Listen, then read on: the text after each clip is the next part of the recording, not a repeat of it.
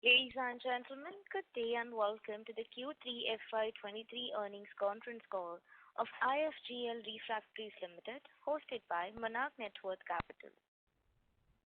As a reminder, all participant lines will be in the listen-only mode, and there will be an opportunity for you to ask questions after the presentation concludes. Should you need assistance during the conference call, please signal an operator by pressing star then zero on a touch-tone phone. Please note that this conference is being recorded. I now hand the conference over to Mr. Sahil Sangvi from Monarch Networth Capital. Thank you, and over to you, sir. Yeah, thank you, Rutuja. Good afternoon to all. On behalf of Monarch Networth Capital, we welcome you all for the IFGL Refractories FY23 earnings call. We are delighted to host the management, and from their side, we have Director and CEO, Mr. Kamal Sarda, and also along with him is HGA, the Investor Relations Advisory Team. So without any much time, I will hand over the call to Kamal sir for the opening remarks. Thank you, and over to you, Kamal sir.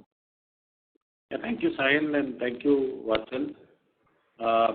So what I'll do is our Managing Director, Mr. James McIntosh, could not join. He's somewhere traveling, so his phone cannot be connected. So I'm reading out what he had to say, and then rest of the questions I will be taking up.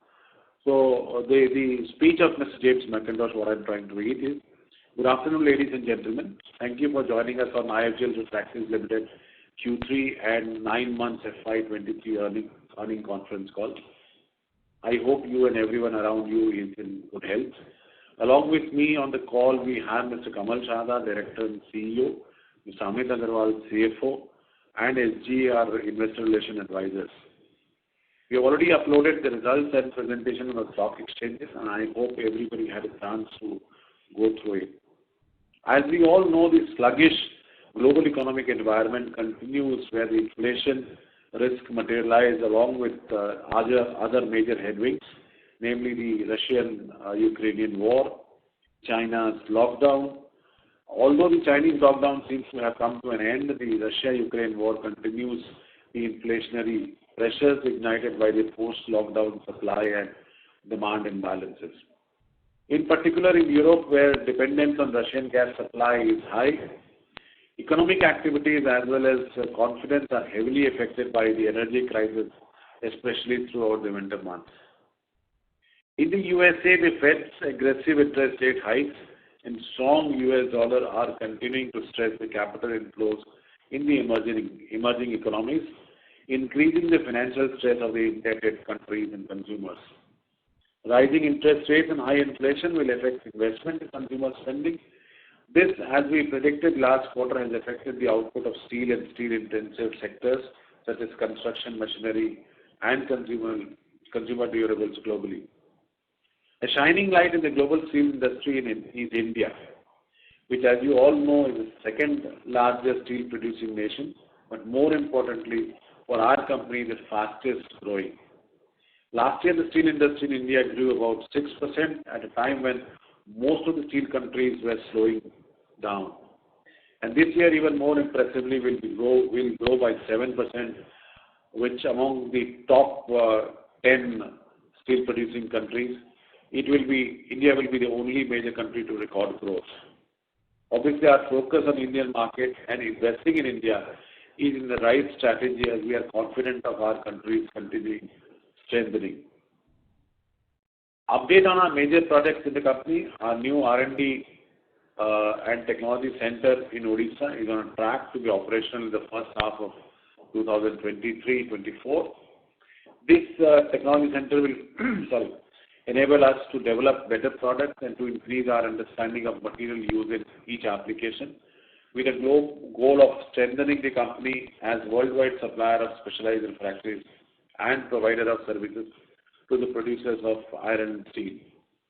Phase 2 of our newest plant in Visakhapatnam is now complete, and we have started receiving orders for the new products for our company, allowing us to enter new markets in the RH degassed snorkels, large precast shapes, combined with our computational fluid dynamics capabilities.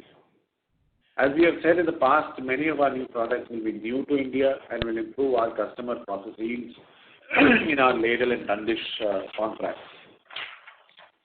Projects at our overseas subsidiaries are also going well. In the US, we have completed the relocation and modernization of our clay graphite manufacturing plant for the foundry products in Michigan and have completed the initial customer trial phase successfully and will now look to build the business. In the UK, a largely automated manufacturing system for our activated gel casting project is almost ready to go with the robots already installed and being programmed, allowing us to manufacture larger, more complex and high-value products than before.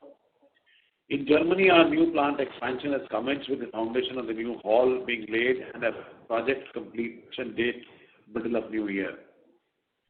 Our new modernized website is nearing completion to go along with our recently introduced corporate identity and is aimed at improving our interface with customers, prospective employees, suppliers, and all other stakeholders. With this, let me now hand over the call to Mr. Kamal Shah. I am already there. So I'll take over on the financials. Let me just give you a short brief on the capex first. As mentioned earlier, the expected project cost was 166 crores. However, it has been amended to 177 crores, majorly due to new outlay of building, a new lab in Kandla, and changes in structural plan and design. We have tied up a term loan of 120 crore for this, and the rest will be financed by internal accruals.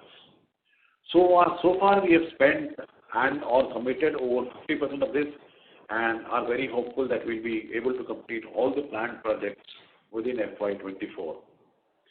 With these enhanced capacities and new product capabilities, we expect to improve the scale of our business, which will lead to scale benefits and operating leverage playing out in the long term of the company. We foresee a huge demand of refractory due to the very big allocation of capex and infra by the Indian government to the extent of rupees 10 lakh crores in the budget 2023, which will boost demand for steel and consequently of refractories. And these efforts are going to be higher and higher by the government of India in the years to come. Let me give you a brief on financial highlights for Q3 FY23. On standalone, the total income marginally decreased by 6% year on year to about 184 crores. EBITDA stood at 29.6 crores, down by 16%. EBITDA margins were about 16.1%. For the quarter, PAT was down by 30% year on year to about 12.3 crores. Brief on Concall. Total consolidated income in quarter 3 marginally increased to about 318 crores. EBITDA for quarter 3 was down by 7% to 36.7 crore. Consolidated EBITDA margins were 11.5%. PAT was down by 16% to 15.8 crore. As regards liquidity position, we can remain to be net debt free with a strong balance sheet. Cash and cash equivalents stood at about 230 crore as on 31st December 2022. I would be happy to take any questions, queries on the business. I now hand over to the operator. Thank you very much. We will now begin the question and answer session. Anyone who wishes to ask a question may press star and 1 on the touchtone telephone. If you wish to remove yourself from the question queue, you may press star and 2. Participants are requested to use handsets while asking a question. Ladies and gentlemen, we will wait for a moment while the question queue assembles.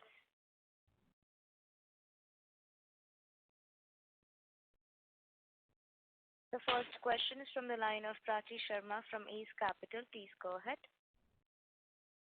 Hi sir, good afternoon. So I just have 2 questions from my end. Firstly, post our capital expansion, what will be the capacity for all the 3 plants? Secondly, what will be the potential revenue from the plant capex? Your voice was cracking, but I have understood what you want to say. The product capacities are in varied, the expansion are in varied products. The product capacity will be difficult in such a short time. We normally take, our sales to capex ratio to about 3 to 3.5 times. So whatever be our capex, you can easily say 3 times would be our revenue potential.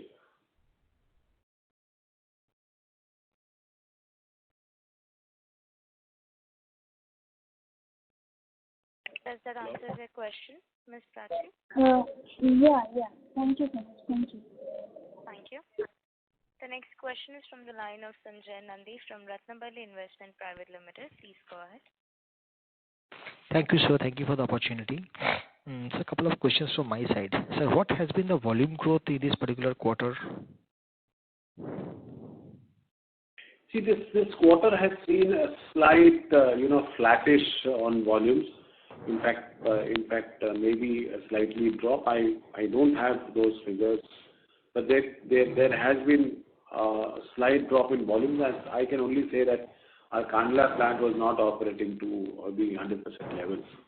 So it was operating at about 65-70% levels. So there has been a volume growth primarily on account of the demand slowdowns in Europe. Our business in CIS countries, our business in other West Asian countries put together. Okay. Sir, on Indian operations, we could find a drop of roughly 20 to 30 odd crores in the top line, like India from last quarter of September quarter. So is it because of that volume drop or is it because of the drop in realization as well?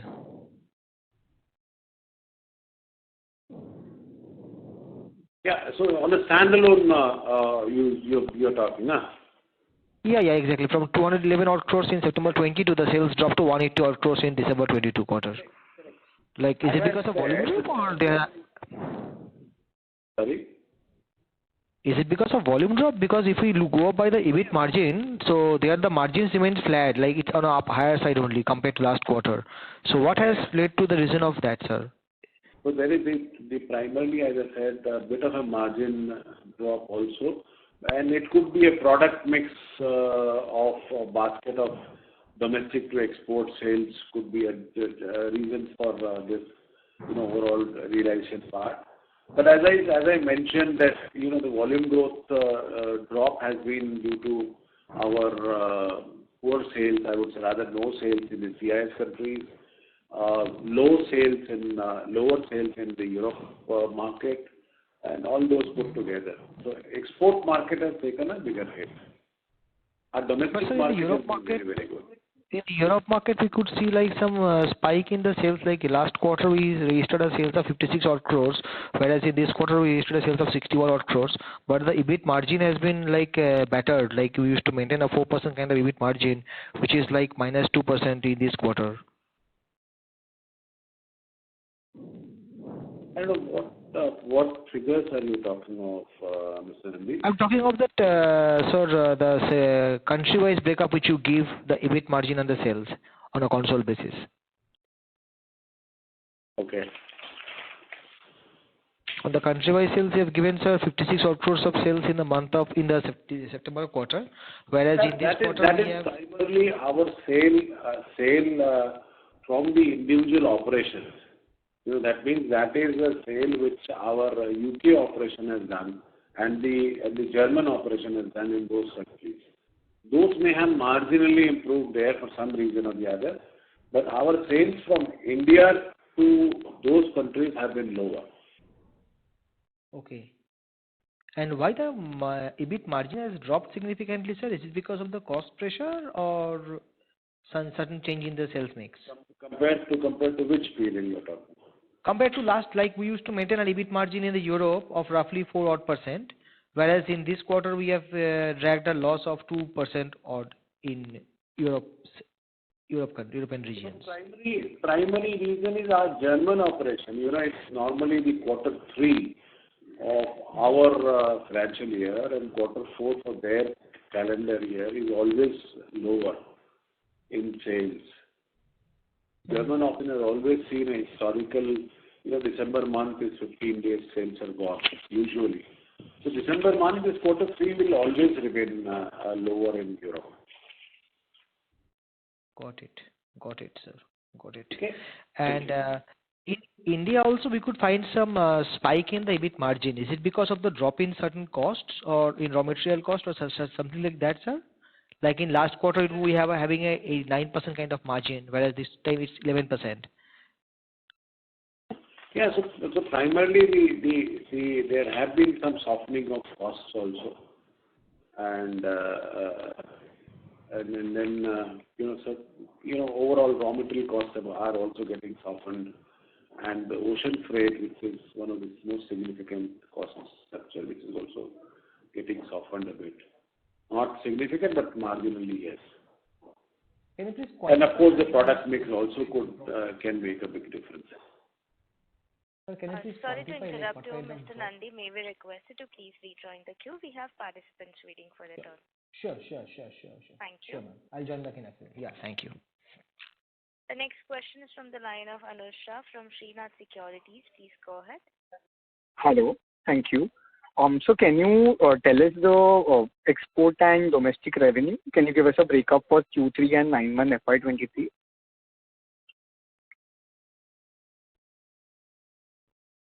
I don't have readily. I think maybe we can. I'll request Vatsal to coordinate with you.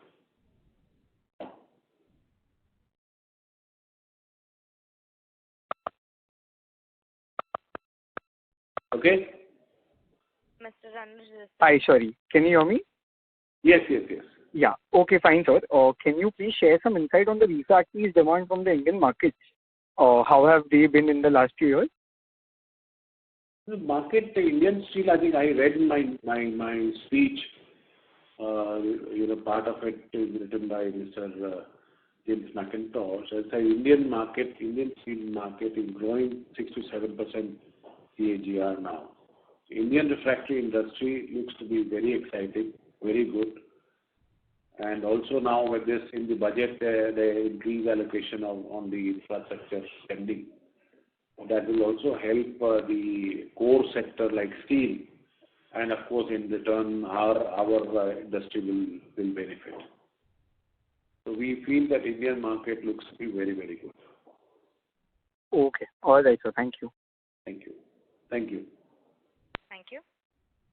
Ladies and gentlemen, in order to ensure that the management is able to address questions from all participants, please limit your questions to 2 per participant. The next question is from the line of Riya Verma from NR Securities. Please go ahead. Hi, sir. Thank you for the opportunity. Am I audible? Yes. Can you speak a bit loud, please? Yeah, sure. So I just had one question. Do you foresee further EBITDA margin compression in the view of rising inflation going ahead? As of now, I think our feeling is that Europe's major problems are over because they have now been able to wither away the peak of winter. So the situation is expected to improve from here. Okay, thank you, sir. That answers my question. Yes. Thank you. Thank you. The next question is from the line of Keshav Garg from Counter Cyclical PMS. Please go ahead. So I wanted to understand that what kind of price cut have you taken on your products on a blended average basis? There has been no significant price cuts in the last quarter. Okay. We have been able to maintain our prices because you see the prices, the costs are now going down. So possibly in the coming quarters, maybe we'll be able to pass on a bit. But still we have old inventories and old things. So maybe in this quarter there has been no price changes. Sir, so in that case, how come our operating margins have not improved since quarter on quarter? All the input prices must have gone down since crude itself is down and freight rates, etc. Everything is down quarter on quarter and Y. So, but still there is no improvement in the operating margin. If you go through our quarterly results on a standalone basis, If you look at the last quarter, previous quarter of September end, we had an EBITDA margin of about 14%, and now it is about 16%. So there has been an improvement in this quarter. Right. So also on a consolidated basis, if we see the Americas business has done really well for this quarter as well as for the 9-month period. So is this a sustainable number that we are looking at, around 3.7 crore PBIT on a quarterly basis? Yes, please. And sir, this European business, in your judgment, when is it expected to break even? No, it is already in the positive side. There's no negative as such. No, if you see the consolidated segment results, there is a loss of 1 crore in this quarter. It is possibly for one particular quarter. As I mentioned you have to go through the entire speech. I mentioned in my previous answer that December quarter for Hoffman Ceramic is always, a lower side. Right. So basically it's a one-off, and going forward, we are expecting this division to break even. Yes, please. Not break even, it will be a profit. Right, sir. So, but if we see, sir, when do you foresee us coming back to around 15% operating margin on consolidated basis? I've never maintained that it will be 15%. I said it will be about 13% will be the ideal case. Okay, so 13% consolidated operating margin, till when do you expect that? Let's see. I'll not be able to give you a guidance on that, but that's our effort. Okay, sir.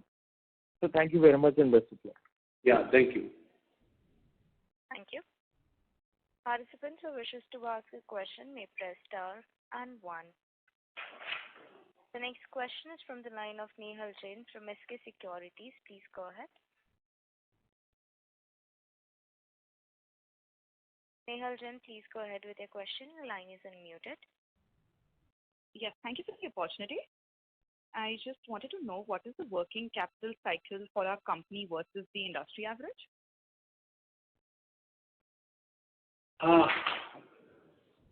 I think we are more or less comparable to the industry average. I think if I'm not wrong, our net working capital will be about 120 days or so, but we should be somewhere around. I don't have the ready figure right in front of me, but it should be somewhere around that. Oh, got it, sir. Thank you. Thank you. The next question is from the line of Kanika Kothari from Kothari Securities. Please go ahead. Yeah, hi. Good afternoon, sir.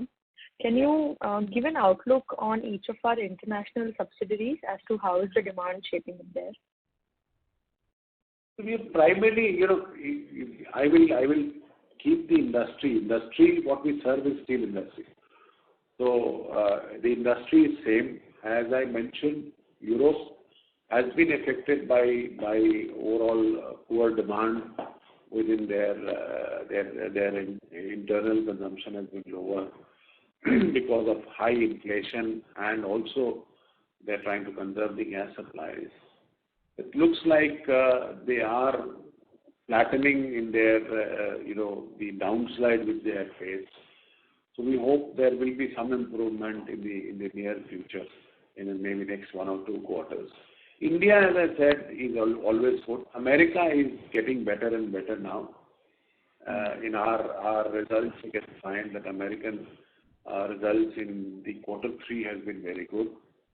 Quarter 4 also we expect that operations to do well. The industry scenario in America is getting better. Europe may take 1 or 2 quarters more till they get to a better position.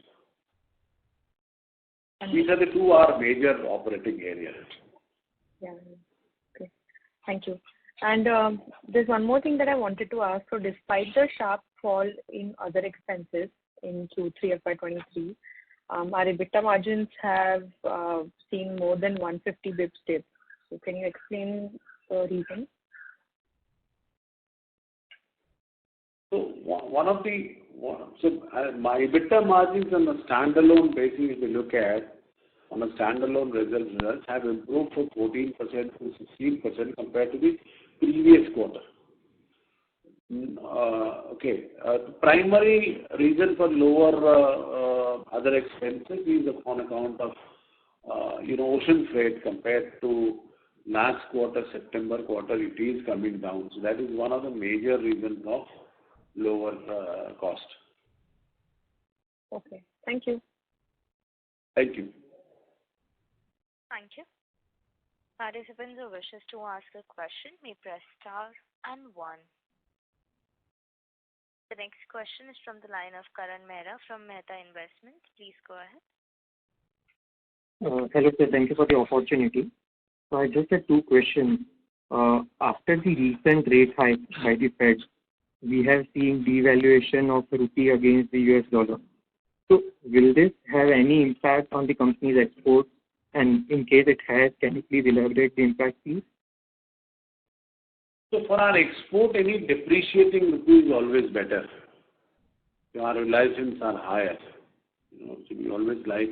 But having said that, we also have a lot of imports in dollars. So depreciating rupee affects our input costs in terms of dollars. Like we buy a lot of raw material in dollars.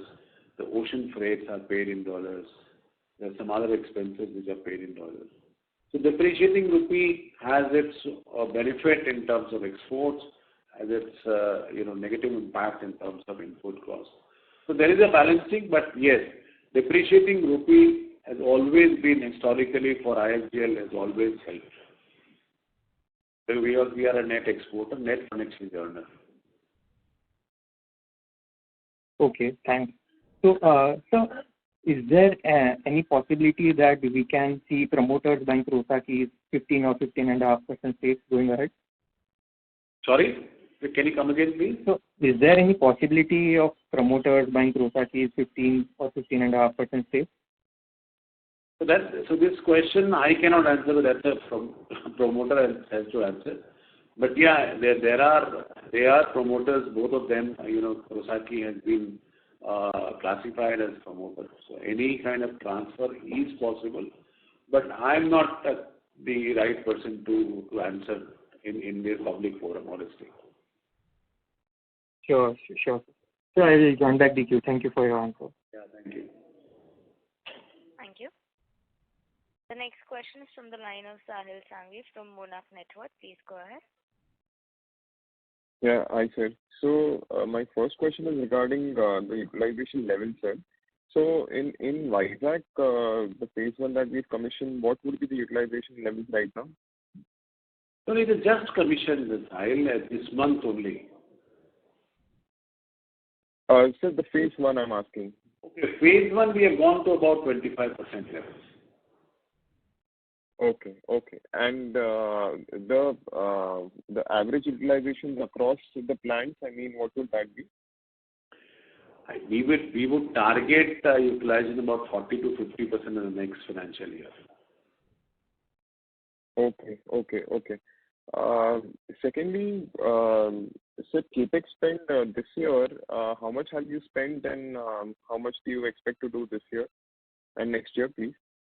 Sahil, as I mentioned in my speech that we are talking of 177 crore, and out of that almost 50% has already been spent or committed, and the rest of it will get completed by FY24. By March 24, I think we'll be able to spend complete most of our projects. Maybe 1 or 2 projects may get delayed, but I think major part of it, maybe around 85-90% will get completed within March 24. Okay. Got it, sir. And what will be the net debt or net cash as of December, sir? Net debt, 230 crores of cash. Okay. Net debt. 1 second. So net cash would be about 117 odd crores. Okay. Got it. Thank you, sir. Yeah. Thanks. Thank you. Participants who wishes to ask a question may press star and 1. The next question is from the line of Saket Kapoor from Kapoor and Company. Please go ahead. Namaskar, Sadaji. Namaskar. Yeah. Sir, firstly, I could not hear it out you clearly in your opening remarks, so pardon me if I go for a repetition. But what I can make sense of your comments are that for the Indian operations, we are having a better environment compared to other geographies. And going ahead on the expanded capacity, next year we are expecting 40% utilization levels, including the new. So what Sahil was asking me about the phase 1 expansion of our Vizag plant, okay, which sir. is not part of the capex plan which we are talking of right now. That had already been completed. The cost of that capex was around 32 odd crores. So that got commissioned by September 21. Because we had a 25% utilization levels we have gone up to. And this is what I said in FY24, we expect that should go to 40 to 50% utilization level.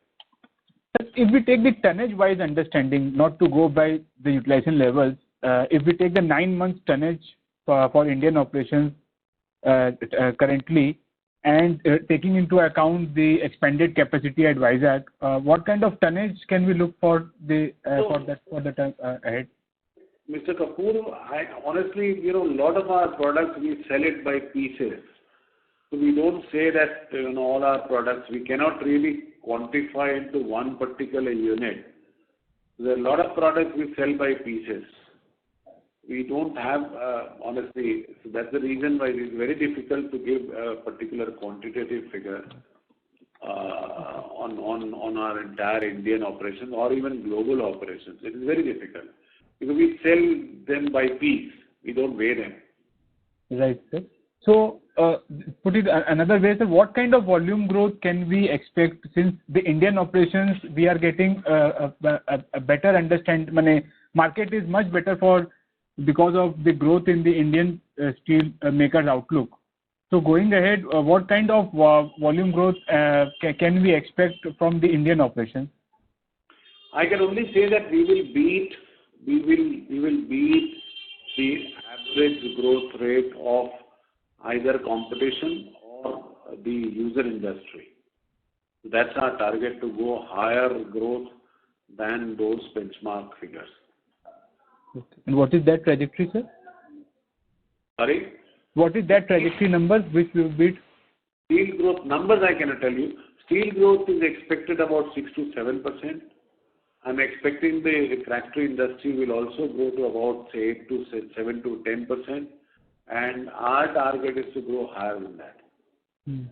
Sir, on the R&D lab, the capex which we were envisaging, if you could give us some understanding, where are we in terms of that? And I think so before call also you did spoke that what kind of goals we would be achieving it over a longer term. If you could throw some light on the same, the amount of capex we are doing for the R&D lab, etc. So the capex is about 20 crore, and we are expecting it to be completed in the first half of FY24. The objective is to enhance our capabilities and product performances, introduce some new products which are hitherto we cannot do a development because of our poor availability of those resources. So that's our primary objective, to improve our product capacities and product capabilities, the performance capabilities, use alternate raw material, use some material which we have not yet used. Those are the things which we'll be able to do, maybe give better products to the customers. And sir, any payback understanding we have worked with, when the amount which we are investing, or how can we improve our margins on the basis of the amount? We have not thought of whether that is going to give us any payback. What we only thought of that is going to give us a better product. Okay. Payment we have not honestly paid. R&D lab we have not discussed on the payback as yet. Sir, in terms of this differentiated margins, when we look at the refractory operations for India, and when we look for the outside India, whether it's Europe or Americas, there is a stark difference in the margin profile. So, can you please explain what's the reason why is the business in? Mr. Kapoor, if you look at the global company scenario also, the other large company, the scenario is very similar. If you look at our interest rates are about 8-9%, and global interest, if you talk of interest rates in Europe, is about 2-3%. So their overall margin level, they will be happy at about 10%. We will not be happy at about 14-15%. Our net, so that's the difference. Overall, the global margins are lower, and historically for us, some of these products are matured products. So the margins are lower. Second, presently because the market is down, so the overall net margins are lower. But then yes, globally, general scenario, if you can go and look at the other refractory industry globally and compare, the margins are percentage sums lower than any other Indian percentages. And sir, if I heard you correctly, you did mention to the fact that from the current margin profile on a consolidated basis, we have our target set for a 13% blended margin on a consolidated basis. Currently, we did for this quarter at around closer to 7%. So my understanding is correct there, what you said? Current quarter, Mr. Kapoor, is our EBITDA margin is around 12%, and I'm talking of 13%. So we are not very far from there. EBITDA margin of 12% for consolidated, you are speaking? Yes. Okay, sir. If I may add one more point, just ask you one more point. So then, when we know that the market for the foreign markets are mature and the margin profile is lower, so what are the key incentives of we continuing our thrust and doing business in the other geographies and not garnering further share for the domestic operations? Kapoor, can we say that let's sit down, because this is a big question. Why we are continuing there, but that's a business area where we supply. From India, we almost export 50% of our production here. So That's a big market for us. We cannot ignore those markets. Those markets have given us a huge benefits in the past, and those markets require a good quality refractories. So I think that's our. We are not a part of our global company that we are an Indian counter part of the global company. We are an Indian multinational where we have our footprints all across the globe. So correct, sir. But when we look at the ma'am, I'll come in the queue. Yeah. Thank you for the extended opportunity. Thank you. Participants are required to ask a question. May press star and 1. The next question is from the line of Devendra Pandey from DP Financial Advisory Services. Please go ahead. Thank you, sir, for this opportunity. So I have two questions. Both of them are on Europe. So first one is, considering the economic crisis in Europe, do we plan to rework on our export and domestic strategy? No special work is to be done. Europe is going to go back to normal. I think that's our feeling. Maybe in 1 or 2 quarters. And domestic strategy, yes, definitely. As I mentioned earlier, the entire capex plan is based primarily on the Indian growth story. And sir, efforts on Indian industry will be higher than the global. Got it, sir. And sir, as you mentioned in your opening remark that there has been energy crisis in Europe due to heavy dependence on Russia gas supply. How's our current business panning out, especially in Europe? I think they have come out of the crisis. There have been no major crisis which we have seen. They may have had some emergency plans. The industries are running as normal. Of course, overall the demand is lower, the inflation is very high. But on energy, I think the crisis period is over. Looks to be. Got it, sir. That's all from my side. Thank you. Thank you. Thank you. The next question is from the line of Keshav Garg from Counter Cyclical PMS. Please go ahead. Sir, I want to understand whether in the current quarter, fourth quarter, are we hearing demands for price cut from our customers? And if so, then what, in your judgment, is the average price cut that we will be forced to take? We have not had any discussion on price cuts so far. So this is something which I don't know, honestly. But then we have not had any price cuts in quarter 3, as I mentioned earlier. Yeah, that I understood. But I'm saying, should we expect price cuts going forward? I don't know. We'll have to wait and see. Okay. No, because last quarter you mentioned that customers are demanding price cuts. Yeah, customers are demanding. So quarter 3, as I mentioned, quarter 3 we have not had any major, price cuts. So we'll wait for quarter 4 and see what the customers want. Right. Sir, also, since you mentioned that we should be expecting only 13% consolidated operating margin on steady state basis, but I was going through the earlier call. So last quarter you mentioned that our consolidated margin should be between 14 to 17%. Quarter before you said consolidated margin should be higher than 15%. So why is there such a drastic reduction in our steady state margin expectation? No, I think maybe there is some kind of a misunderstanding. I'm talking of Indian operations and a global operation. So maybe there is a... Right. Indian operations, the margin will be somewhere between 13 and 17%. Global margin will be somewhere around 13%. Okay, so thanks for the clarification. And so lastly, sir, if you see, we are the only refractory company in India which is trading at below net worth. And our net worth is around 950 crore, whereas our market cap is less than 900 crore. So then, since now we have a Japanese partner, erstwhile, with 15% stake, so it makes a lot of sense for the company to buy back his shareholding at these current depressed prices, so that many purposes can be solved from that transaction, from the share buyback. So kindly consider that and kindly take that proposal to the promoters. I will do that. Thank you very much. I will pass on this message to the promoters. Thank you. Thank you. Thank you.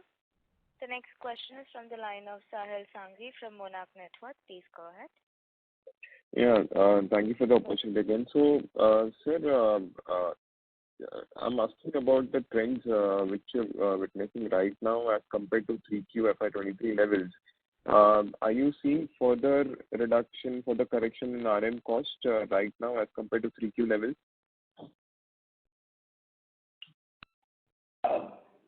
Looks like the reduction as of now will get flattened because everywhere the costs have gone up. So I don't see a major reduction. Maybe 2-5% could be there, but otherwise I think whatever reduction has happened now, I think we are looking at almost like bottoming out. Okay. And similar is the case on the freight side, or is the picture different over there? The freight side also. Freight side has actually steeply fallen in the last 3 months. It suddenly, for I don't know what is the reason for that fall, but it has suddenly fallen very steep. So I think I was talking to some shipping company. They also claim that they also felt that it has bottomed out. I'm not seeing anything going up right now, but further drop has stopped. Right, sir. And the last 7-8 days, I don't see any drops. Right, sir. And second question would be, do we have any kind of exposure to Turkey or Syria? No, Syria, but we have exposure to Turkey. Yeah, because now the earthquake has ruined a lot of things. So, is there a risk of losing volumes from there? Is it a substantial volume? What percentage of? Turkey has always been a good market to us. We'll have to assess it. It is not in the area where our customers are. But in any case, any such kind of natural calamity, this calls for a huge reconstruction. So, I'm not saying that is good or that is good, but then that's the usual phenomena that, with any kind of such large natural calamity will talk of entire thing to be reconstructed. But since it is very new, we have to really assess that situation. But my first impression is that that information is that it has not affected any of our customers. Okay, and roughly, sir, how much would be, as a percent of revenue, how much is the exposure to Turkey and Syria? I mean, Syria is not there, but Turkey, how much is it? Syria is not there. I think Turkey will be less than 4% or 3% or something. Got it, sir. Got it. Maybe less than that also. Got it, sir. Fine. Thank you, sir. Thank you. Yeah, thanks. Fine. Thank you.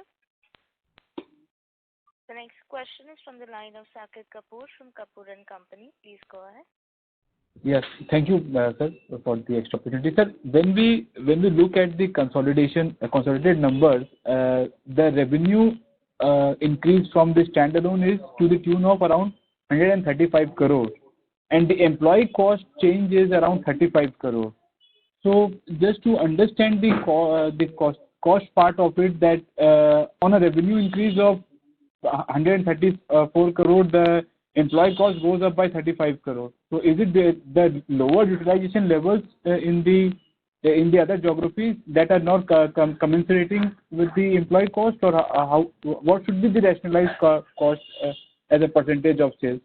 I don't know which figures, Mr. Kapoor, we are talking about. I'm not able to correlate that. Why don't we do one thing?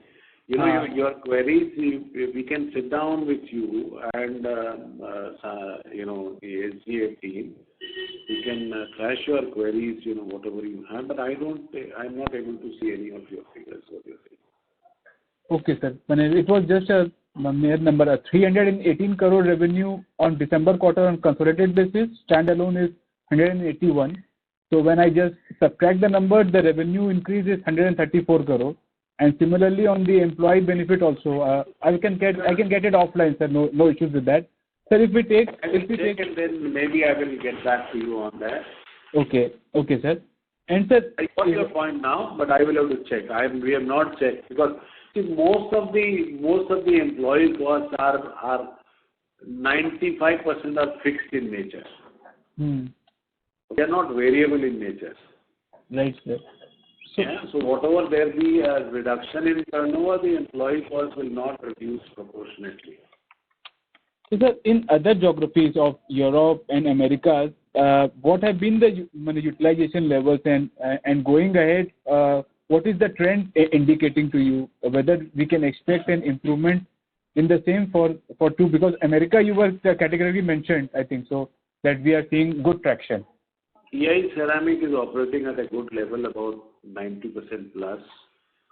The other geographies are, monocon US and monocon UK operations would be somewhere around 50-60% sale.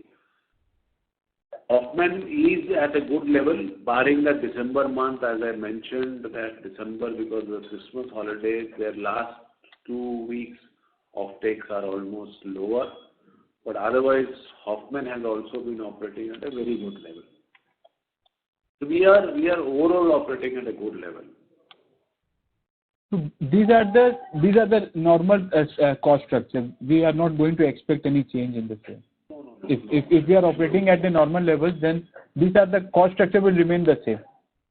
Yes, but by employee cost, you cannot take employee cost as a cost structure. Employees are generally a fixed type of a cost.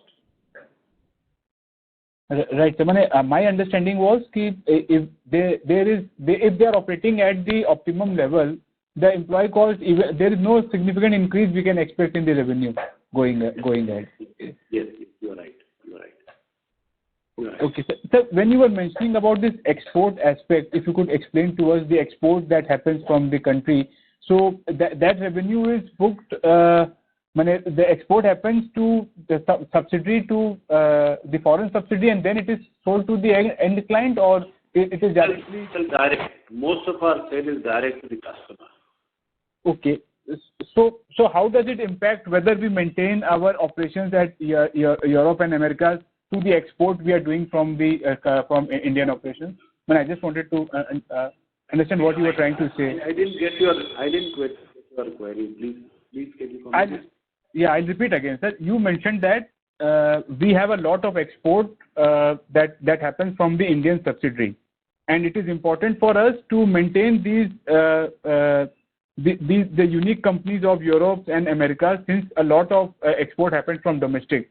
So I just wanted to understand the correlation. They help in those geographies, sir. Come again, sir? They help in those geographies. Like in UK, our UK sales team helps. In Europe, we have some sales team which helps. In US, we have the sales team which helps selling IFGL products also. Plus, our market presence is like that.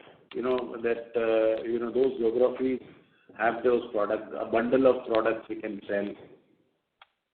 Right. And what percentage of sales from India are marked for export? Sorry? What percentage of sales from the Indian operations are marked for export? There's nothing called marking. It is as I'll clarify, the products in the overseas companies are not same what we make in India except EI ceramics. So the products are complementary to each other mostly. Okay.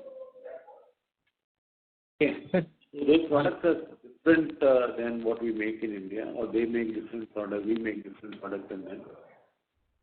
No, sir. When we mention There's nothing called earmarking. It is just the market share what we are able to take. There's no marking as such. Okay, but sir, what's the export number then for the 9 months from Indian operations? How much have the revenue being happened as a part of export? It will be about 50%. 50%. And sir, earlier you mentioned that. Mr. Saket Kumar. Hello. Why don't we? You have I think few questions were still unanswered. Yes. Why don't you talk to me separately, please? I will do that, sir. Yeah. Please call me. You can contact Vatsal in SGA, and then we will clarify all your points. I'll come down, sir. I am from Kolkata. So that I'll clarify all your points. Yes, sir. I'll come down. Thank you. Yeah, we can sit down and spend a lot of time. Okay, sir. Thank you for the opportunity. Yeah. Thank you. Thank you. Ladies and gentlemen, due to time constraints, that was the last question for today. I would now like to hand the conference over to the management for closing comments. Thank you, everyone. I think it was a wonderful Q&A session, and I hope I've been able to answer most of your queries. In case there are still some points left, I would say that you may contact SG, our investor relation advisor, and we look forward to your active participation in the next call. Thank you, everyone, and stay safe. Bye. Thank you. On behalf of Monarch Networth Capital, that concludes this conference. Thank you for joining us, and you may now disconnect your line.